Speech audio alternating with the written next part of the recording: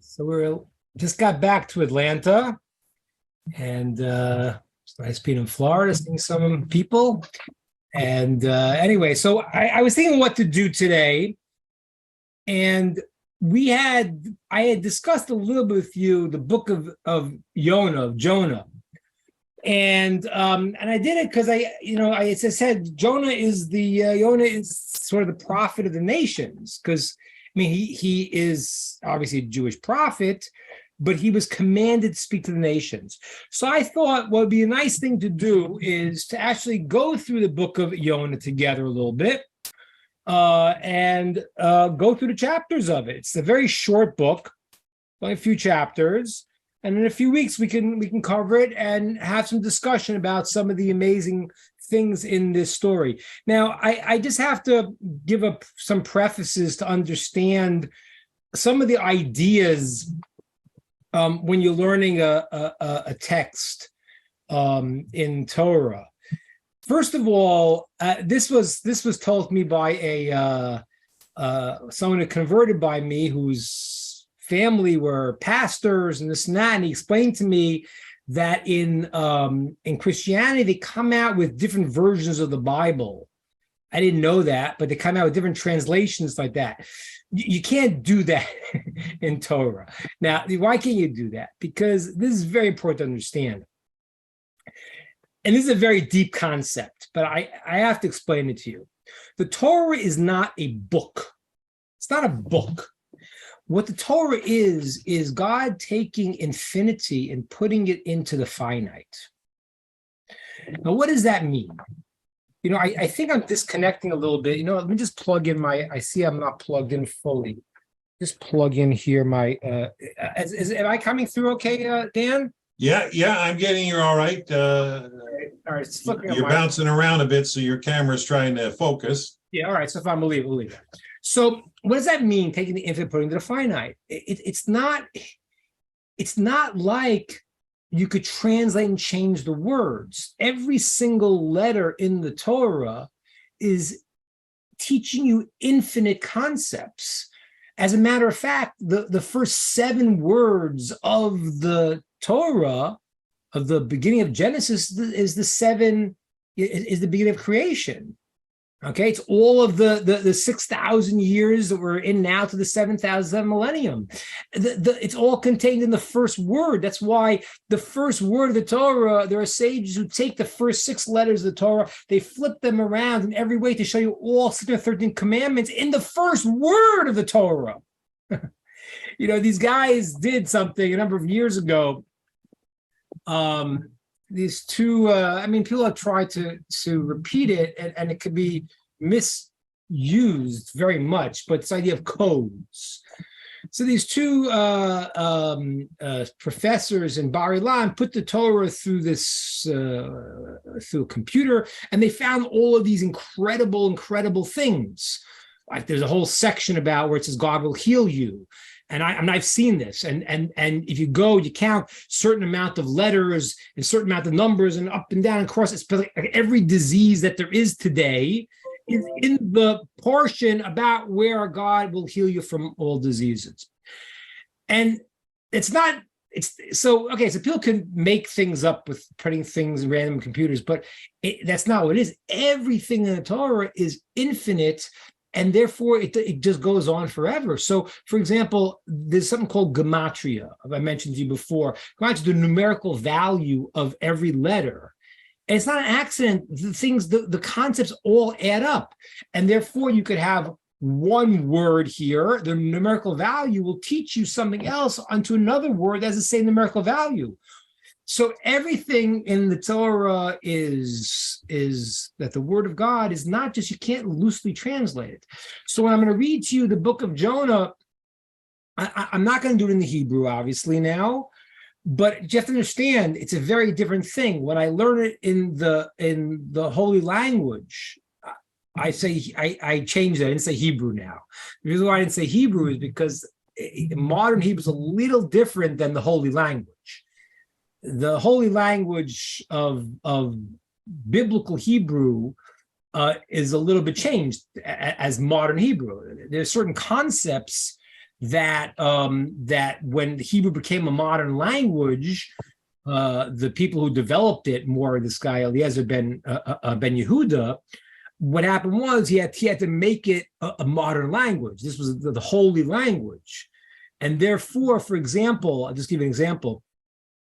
You know how Eskimos have like 23 words for snow, right? Because this is something they deal with. In the holy language, there are many, many words for happiness, because there are so many different concepts of happiness. Simcha, sasan, gila, ditza, chedva, rina. There's so many, and they're all slightly different. At the same time, the holy language doesn't have words that are gross, coarse words. They don't exist, because those concepts are not in the essence of what remains. So, for example, now when Hebrew was made into a modern day language, so what happened was they had all these modern things they had to give concept to. So, for example, this one's not good. This one's not good. But if you go into Israel today and you want to say electricity, the word's chashmal. That's the modern Hebrew word for electricity.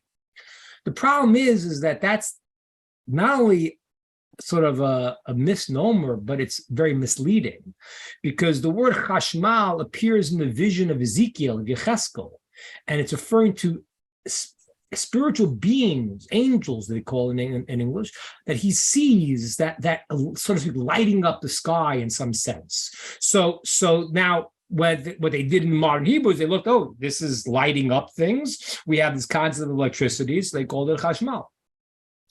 So it's not exactly the same. It helps. People that speak Hebrew are easier to read the Torah, which is written in Hebrew, but we're talking about in the holy language. In the holy language, everything is here. Every innuendo is implied. So we're going to do this in general.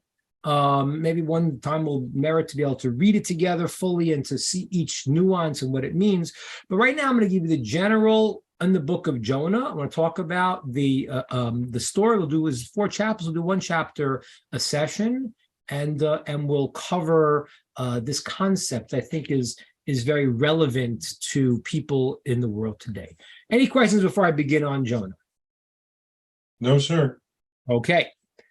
So it starts. God spoke to Jonah. Yonah. I'm going to use the Hebrew word now, which is Yonah.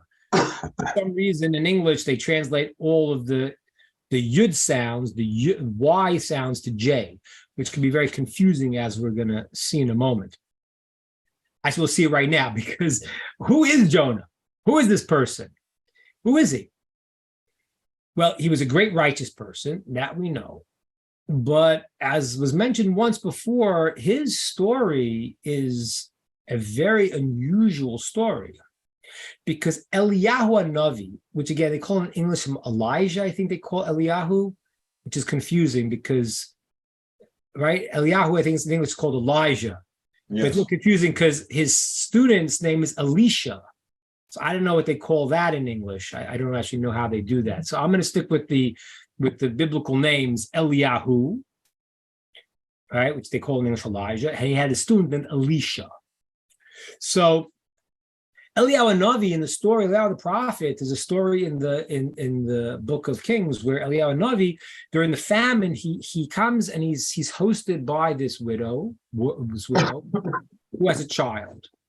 And an amazing story there. Eliyahu tells her she has no food, and he says, "Don't worry," and he gives her a whole way that is, he tells her the whole way that she's blessed with food. She has to have vessels, now, but she.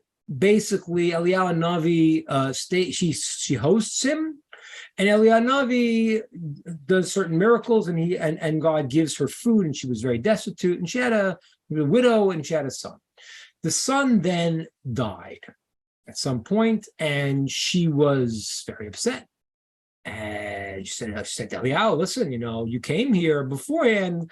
I was considered to be a righteous person. Now you're here in this town, and now maybe that's why this happened to me, because now I'm not looking so great anymore compared to you. I'm nothing." Eliyahu takes the child, and the famous story there, he prays and he breathes into his mouth, It's not, those who want to translate it as resuscitation. It's not what it is. It's a spiritual thing, although the breath obviously connects to the idea of the soul. But Eliyahu prays to Hashem, and the child comes back to life. And that's the story in the book of Kings, which obviously is a major thing, because the key to bringing someone back life to death is not something that God gives to human beings. In this case, he did give it to Eliyahu Navi and allowed him to bring this child back to life. That child is Yonah. So this is a very unusual person right now. This person was dead and came back to life. He's seen everything. It's incredible.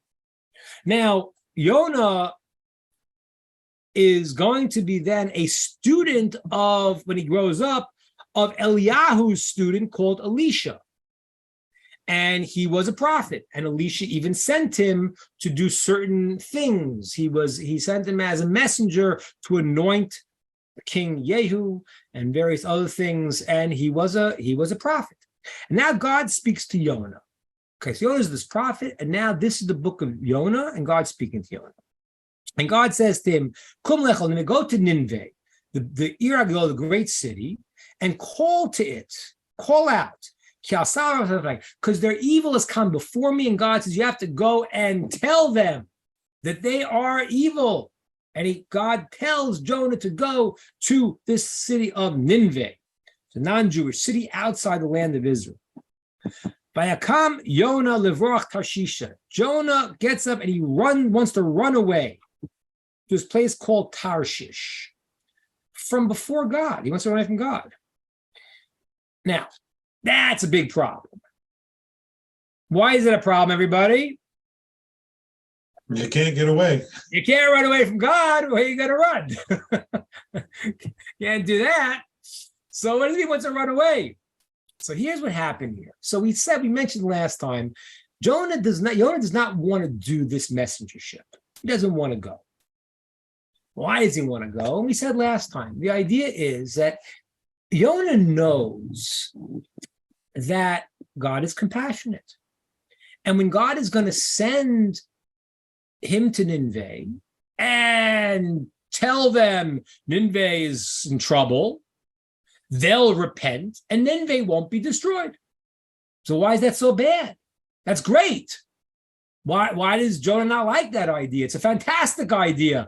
Imagine today if I can get online and I can go and tell everyone in the world, you got to change your ways. The world is falling apart. Don't you see what's going on? People are crazy. They don't know they don't know what's their left and their right. They don't know anything.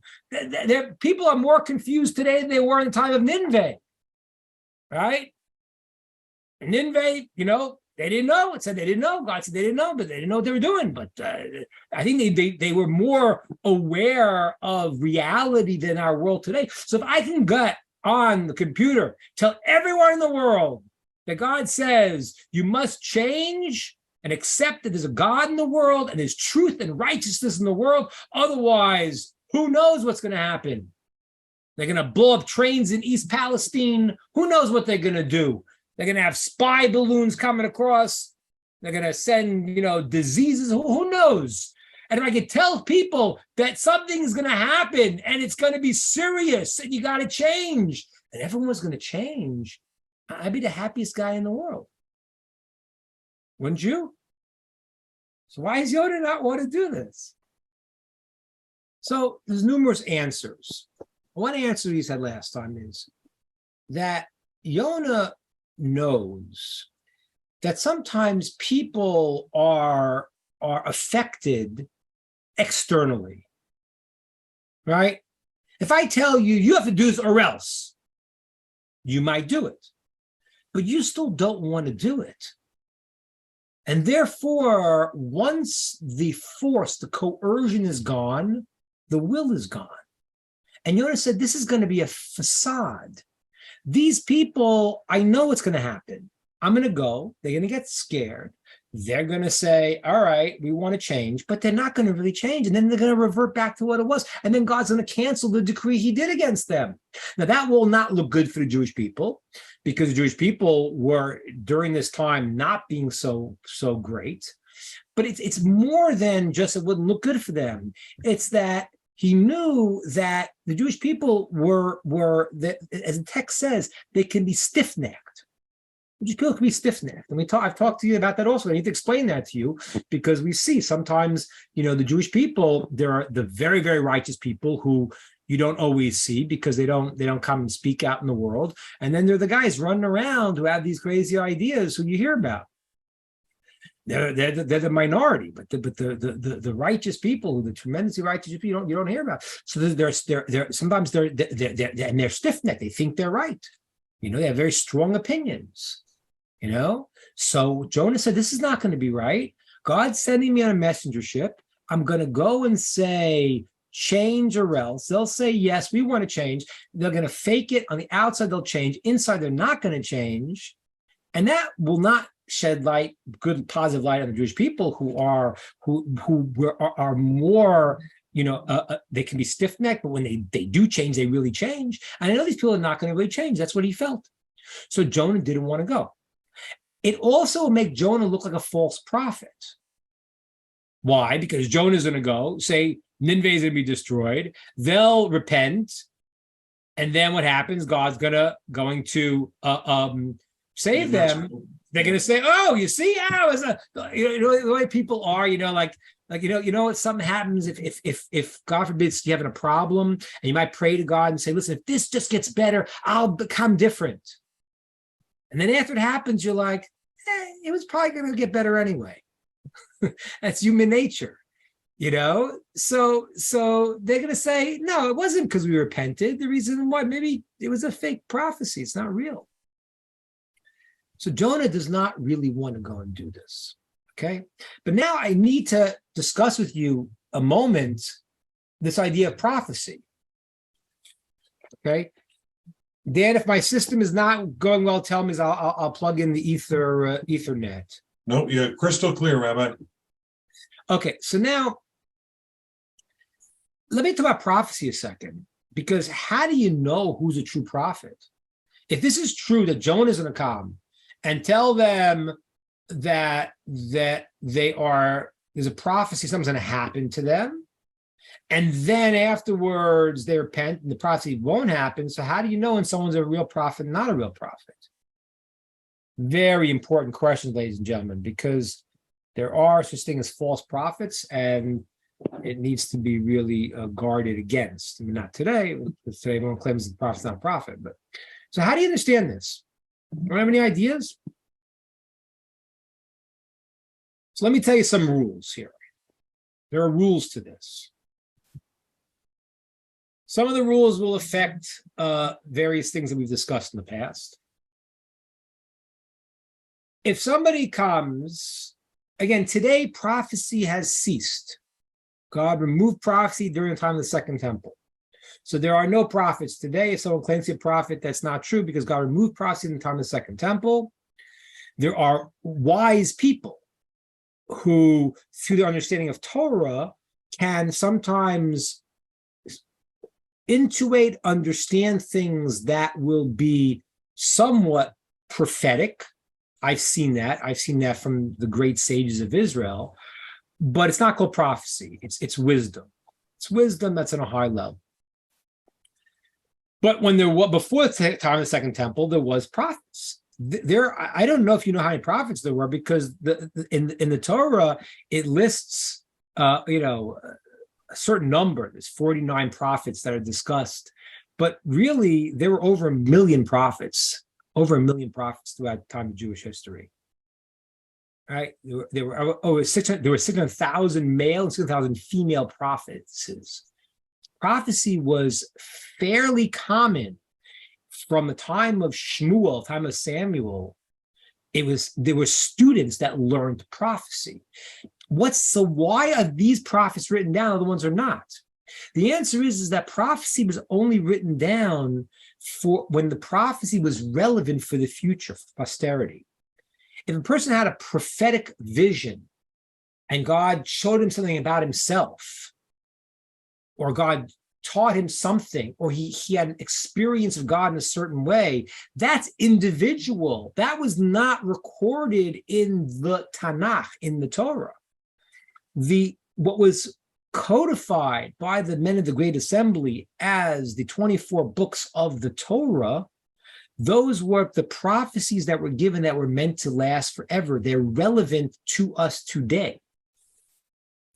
Okay? So the prophets there were a lot of people that were prophets.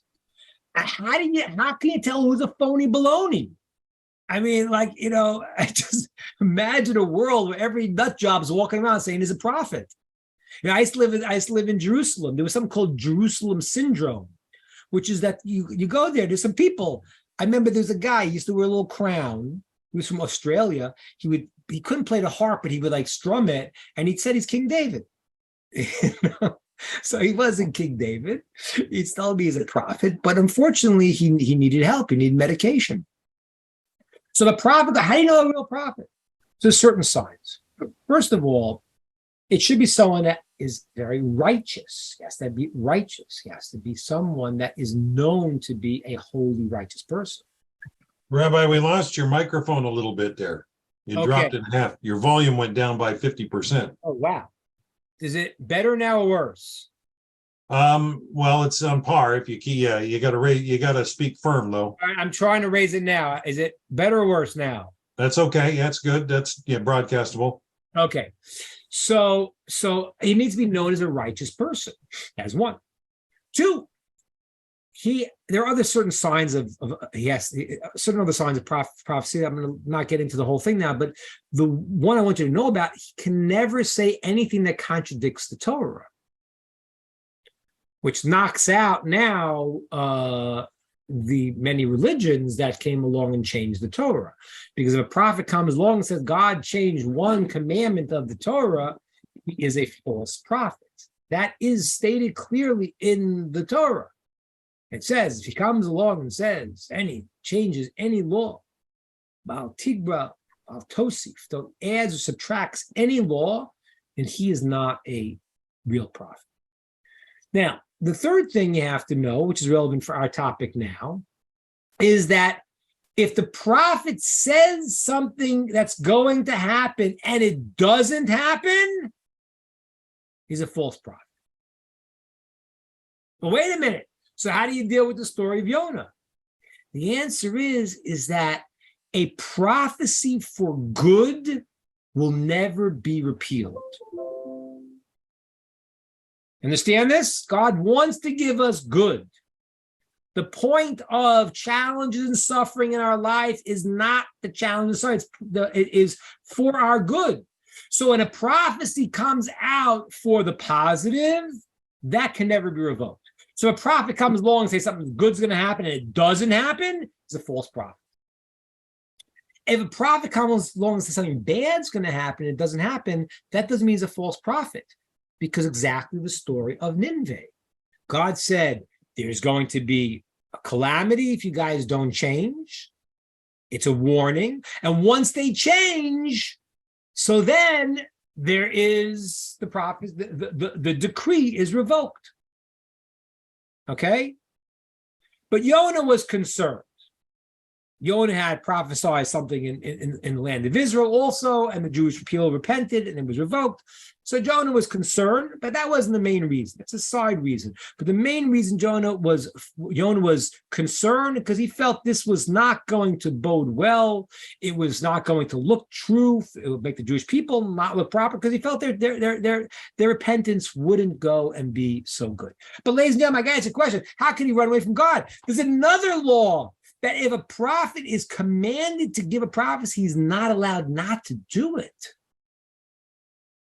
So how in the world could Jonah say God sends him on this to be his messenger and he said, I don't want to do it? That's forbidden. How could Jonah do that? And the answer is, if you look at the words, it says that God told to Jonah to go and to call to them that they're evil. In the first statement that God gave to Jonah, there was not a decree yet to go and to prophesize to them that this will happen, this will be the result.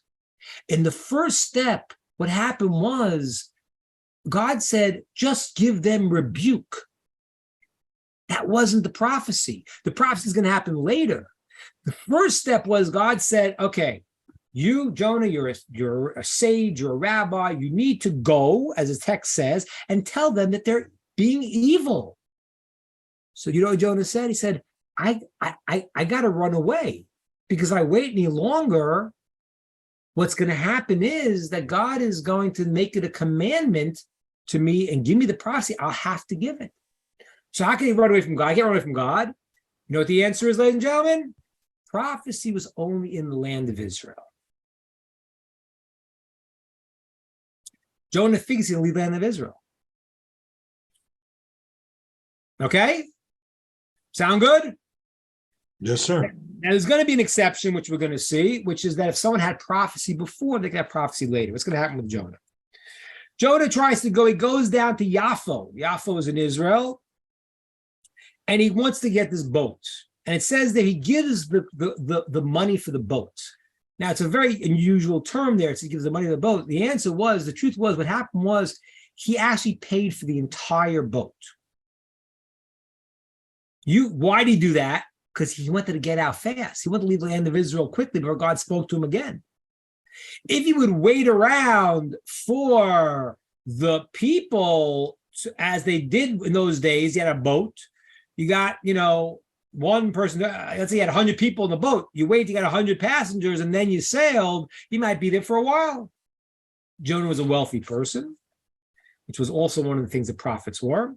And he rented the whole boat. Okay? And he starts going out on the boat to this place called Tarshish. In verse 4, then afterwards God brought a tremendous storm. And the boat was going to break. The boat looked like it was going to be destroyed. Verse 5, it says, the sailors saw, and they called out to their own gods. And they took the vessels and they threw it overboard, right? Now, these guys sound really religious, right? They're the wrong religion, but they were like, they're going to say in a minute, who's the cause of this, right? You're going to see in a few seconds. Superstitious. Yeah, it's very funny. It's very strange that they were so religious, Now, it's true. And you have to understand this in society, and I mentioned this to you before. Aldous Huxley once said about Darwin, that Darwin gave atheists a leg to stand on, because in the ancient world, atheism was not the belief. That wasn't the belief. That was absurd. That's why he said Darwinism, to create this idea that it evolved. Okay, if you ask too many questions, well, how did the first prebiotic soup get there? You run into problems. So there's a lot of problems with the fact of evolution, because there's so many holes in it. It's like Swiss cheese. But the idea before that was people believed that there was a source. Or they believed in powers, but they were also superstitious because they believed in the idolatrous powers of the world. But it's interesting to note, because today, atheism, has become a very common belief. That wasn't a common belief in the old days. You believed in your power, and they were superstitious in that sense. But they believed in something. But you're going to see these people are very strange. It's like they say, who is this happening because of? It was like as if they really are tuned in. I want to tell you why. And this is the most amazing thing. It says that they saw the other boats around them were sailing fine. The storm was happening in their reality. You have to understand this. It's a very, very amazing thing. What happens is that people think, like there's a story in the Torah where it says by Joshua that he made the sun stand still. So I heard a person, he's a scientist, a Jewish scientist, and he wanted to claim this was connected with the very long night they found in the southern hemisphere. Like the sun really stood still. I don't think that's correct. I don't think that's correct. I can't be sure he's wrong, but I don't think it's correct. There is a source that says this. Maharal says that it happened to Joshua in his world. People misunderstand that when God controls anything, controls everything. It's like, oh, he stops the sun. And this is like the childish beliefs that people have, why they make religion into like fairy tales. He stopped the sun, he held the sun, and therefore it was very dark. No, that's not what happened. The world was going as it was. In their reality, the sun stood still. Same thing here. In the reality of these people, they saw all around them something weird happening. The boats were not in the storm. They were in a storm somehow. Wherever they went, they were trapped. They knew there was something supernatural going on here. Isn't that amazing? That's how it happened. Okay, what happens is Jonah now goes, it says, he goes down to the bottom of the ship and he goes to sleep. Now that's weird. That's very weird. First of all, that's like the worst place to go. Because when the water starts coming in the bottom, it starts breaking, that's the place where you're going to be finished first. That's one of the reasons he did it. Jonah was ready to give up his life at this point.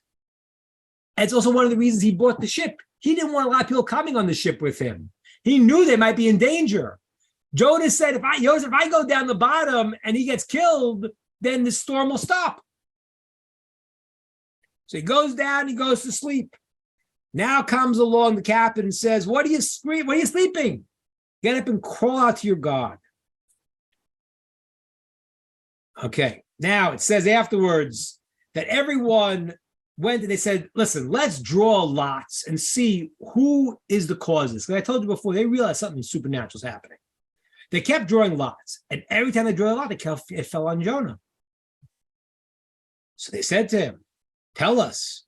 In verse 8, they said, tell us, why is this? Why is this happening to us? What do you do? Where do you come from? What's your land? He said, what nation are you from? They asked him all these questions because they were trying to figure out, like, why is this happening? What is it? Your people were bad? Is it that you're bad? What's your job? What's the cause of this? So now he tells them. He says, I am an Ivri. I'm a Jewish person, and the God of the heavens I fear, who made the Yam, made the sea and the land. And he tells them that this is happening because of him. Now the people get very, very scared. They're very sad. Okay, because he told them he's running away from God. Okay, so now so he says to him, they say in verse 11, what should we do that the sea is going to stop? So he says, throw me overboard. Now it says they didn't want to do it. They were afraid. He told them he's a prophet. They're going to kill a prophet of God. So they try to go and get back to land, but you can't fight God. It's absurd. But they try to go back to land. They can't get there. So now they call out to God and they say, in verse 14, Ana Hashem, please God, let us not be lost for this person. Okay? Because don't give us innocent blood on our hands, because this is what you want. It says that they were taking Jonah and they started to put him into the water. They put his toes in the water and the storm stopped. They pulled him out, the storm started again. They put him in more again, stopped. So they had no choice. They realized it. And then at the end, they threw him overboard. They had no choice. And it says now the sea stopped from Mizapo, from its storming. And now, end of chapter 1, the people, Vayiru Anashim Yiragu, they had tremendous awe of God. And they brought offerings by Darnadar, and they actually when they converted. These people, their lives changed entirely. Could you imagine seeing such a thing? What would you do? What would you do if you saw God working miracles? And I've said to you this before, it's really important because we don't see overt miracles anymore. And that was intentional. The way God set the world up was there was a period of time where God showed his calling card, and he showed that he runs the world, story of the Exodus of Egypt, giving the Torah. But the world now is in the state of hidden miracles. The job is to find God. And the hardest part is sometimes we have a hidden miracle in our lives. And what happens is we for a moment, feel excited, and then we go back to sleep. You know, that's what the guy said to him. Jonah, what are you sleeping? Wake up. I'm not going to do this with you because it's very deep, but there's so many levels of the Torah. There's levels this is talking about. The story has a level. It talks about the soul. I'm not going to get into that now with you, but the concept of these people seeing this miracle that changed them. How many people in our lives do we see things that it shakes us up, and for a moment we think we're going to change, and then we fall back asleep?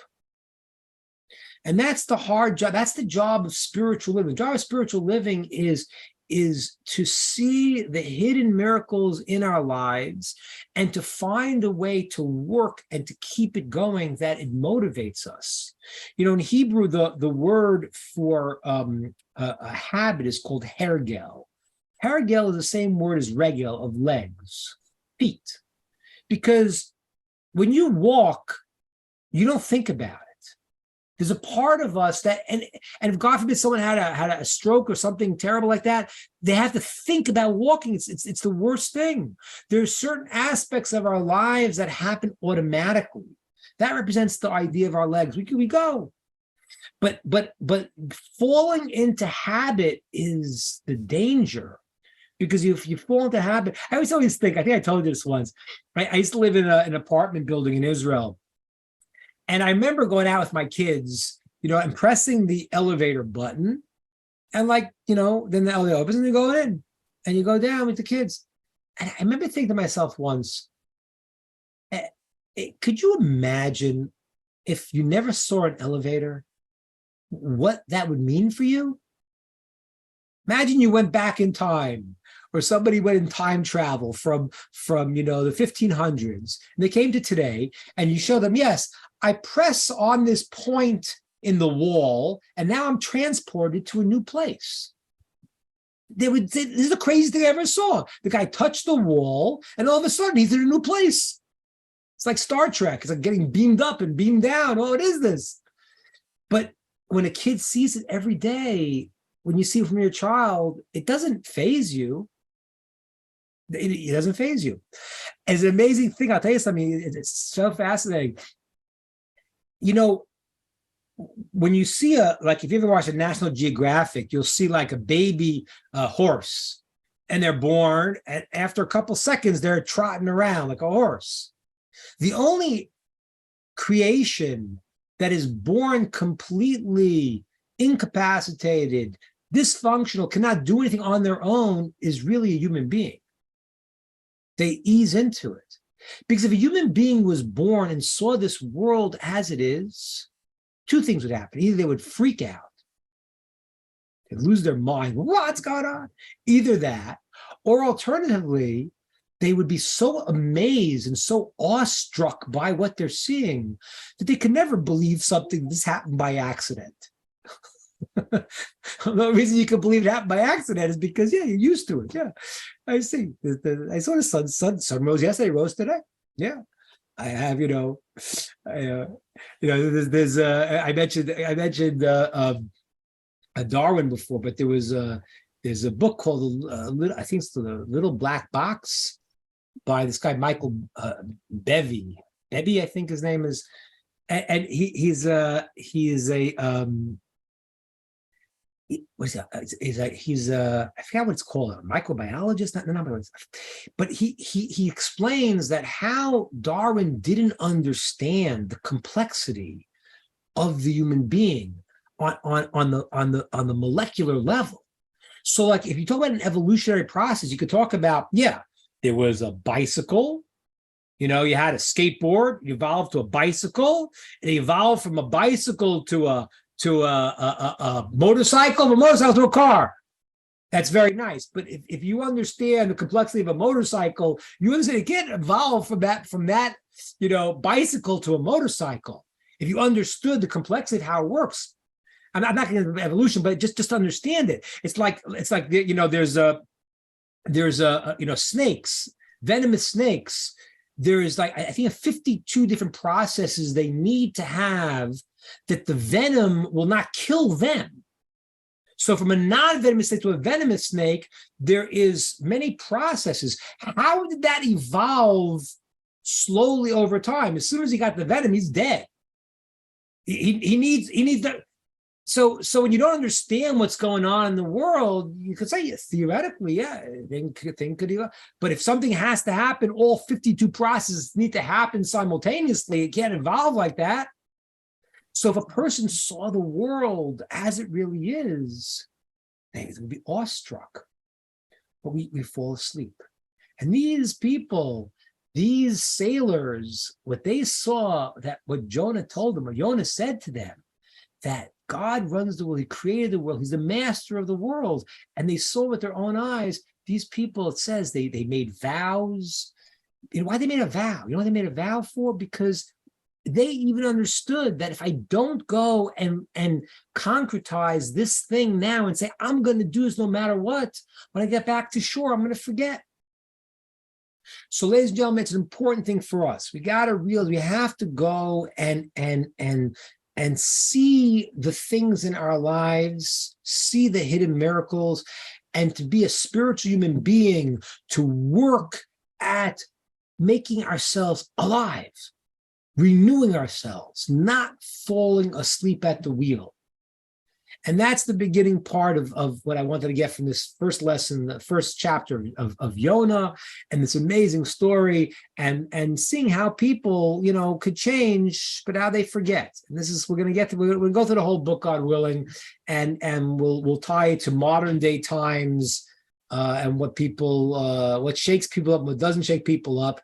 And we'll see that this is a process of human being. And the last thing I want to just end with was what I said before, last time we discussed this. That's why when you have an external motivation to change, as we're going to see, it doesn't last.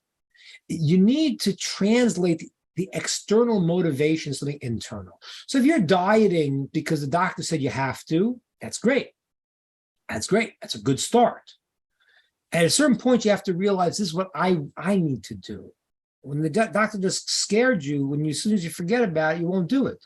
So when you realize that God says there's a way to act, it's a way to be, and the first step, yeah, it could be that as the beginning steps are, I have to do it, but then you have to realize this is good for me.